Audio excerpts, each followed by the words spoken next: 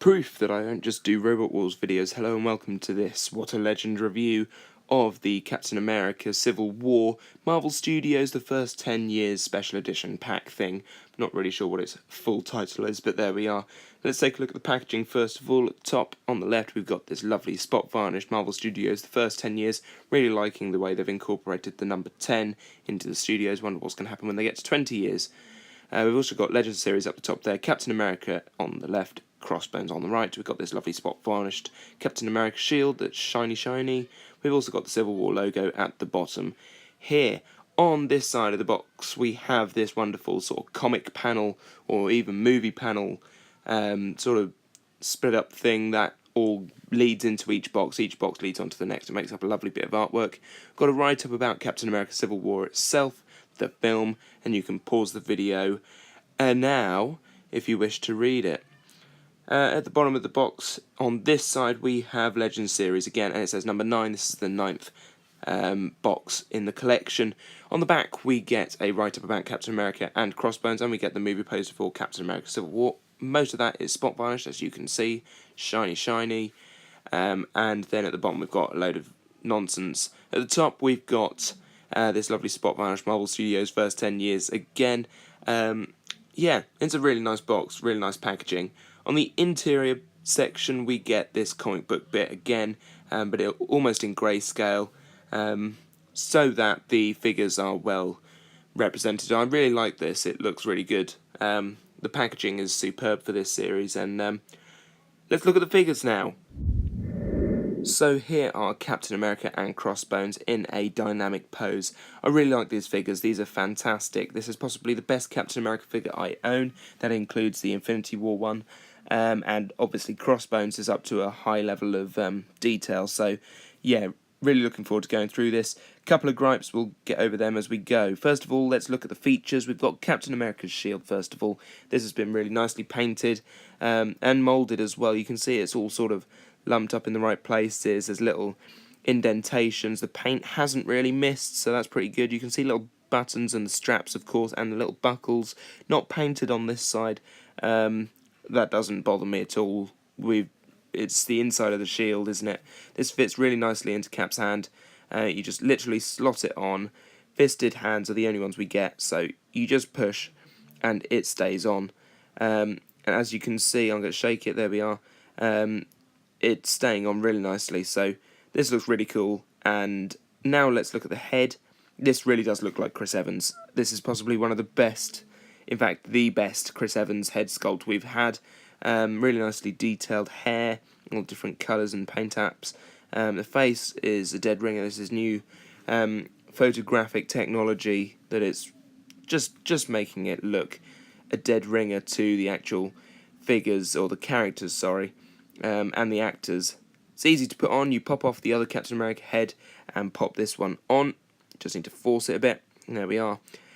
I can't decide whether his neck is a bit too long when he's got this head on.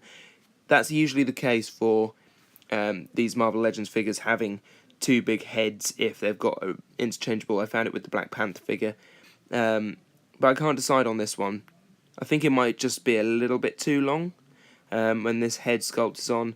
But it looks great otherwise. Next, let's look at the crossbone punchy mech arm things. These are really good. They're made of soft plastic. They're hollowed out on the inside so Crossbones can wear them, as you saw in the photo at the start, or in the dynamic pose at the start at the very least. These, as I said, are made of soft plastic, so when you slot them onto Crossbones' hand, literally just goes in and he grips immediately. It's almost like a immediate reaction to it. It is really good, the way that these just slot on, and it's good to go. You don't have to take off the hands or the arms or whatever. They're not interchangeable arms. They are literally just extra bits if you wish, and it really looks good. What looks better is the head sculpt of Rumelo. This is fantastic. Again, photographic technology is doing really well for these figures, and it really does look like Rumelo or Crossbones. I think this is one of the best head sculpts we've actually had. The detail, the paint apps, everything about this head sculpt is fantastic. Again, easy to pop off the Crossbones head and pop the other one on. I'll just do that now. There's that one off, and just make sure that's up. Pop this one on. There we are. Even easier than the Captain America one. This looks genuinely amazing. Neck looks the right length. Honestly, this is possibly one of the best Marvel Legends figures I own. I absolutely love it. Looking at the detail on the Captain America figure, you can see that it's been replicated really nicely from Civil War and Avengers Age of Ultron. There's a little bit of sort of paint chipping on the star in the middle.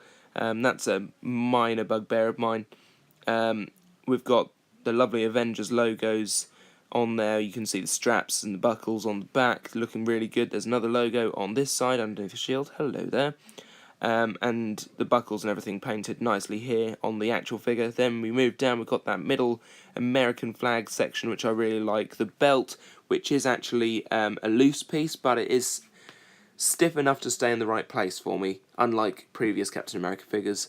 You see little red bits on the blue of the Captain America. You got the gloves. You can see pockets on his rear, sculpting into the trouser sections, the knee pads, and then the boots at the bottom. Fortunately, the buckles haven't been painted here. This is just brown plastic. Another tiny bugbear.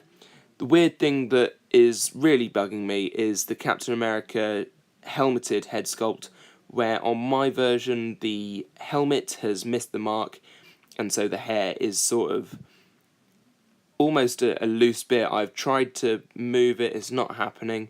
I don't want to force it because obviously this is a collectible item and I don't want to break it because they cost a lot of money.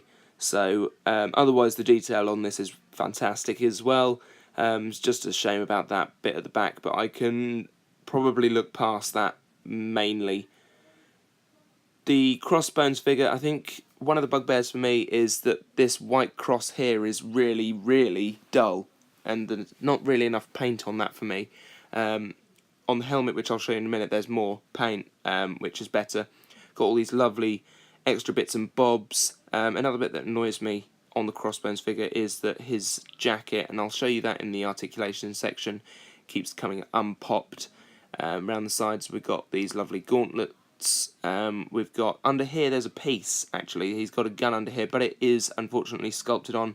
It's not removable, which is a shame. As we carry on, you can see it's almost sort of army print, khaki, with these black patches or dark green patches. We've got the knee pads, we've got the leg shin pads. No buckles painted at the bottom, which is a shame, and then we've got the foot guards and the boots at the bottom, all looking very nicely sculpted. Unfortunately, not as much paint as we'd like, but never mind. Here we go. So here's the jacket thing, keep coming unpopped, which it just has. You really do have to sort of pull it across and force it in, and then hope for the best that it stays there. Otherwise, it's just not going to stay. But yeah, otherwise, this is a really fantastic figure, and these are minor things that are upsetting me about Crossbones. And looking at that head, as you can see, there's the more white paint. This has also been really nicely sculpted and really nicely painted. Even the sort of the face that's all burnt and everything is really nicely painted. So yeah, I'm really liking the Crossbones helmeted head sculpt and the other head sculpt. It's now my least favourite part, it's the articulation. So head does full 360 on Captain America. He can look up about that far, he can look down about that far. I've not tested the other head sculpt, I don't know how well that does. Not much head wobblish there. His arms can do a full 360 at the shoulder, can come out to over 90 degrees, that's some good articulation there. He's got a full 360 at the top of the arm, just here. He has double jointed elbows, which means he can almost punch himself in the face. And then his wrists move full 360, and then they pivot as well down, which is like that, a little bit stiff, and up as well, which is less stiff. Some good articulation on the arms, what we expect really. Let me get back in shot. So his ab crunch, good forwards, barely anything back, which is a shame. But he's not a flying character, so I don't mind. Full 360 at the hips. His legs kick out quite a way, obviously, because he is the king of leg day. Not back so far. That's a shame. It's got a full 360 at the top of the leg. If I can just do that, there we are. He has double jointed knees, which means he can almost kick himself up the backside. And he's also got a 360 boot rotation at the top of the boot, which is good to see.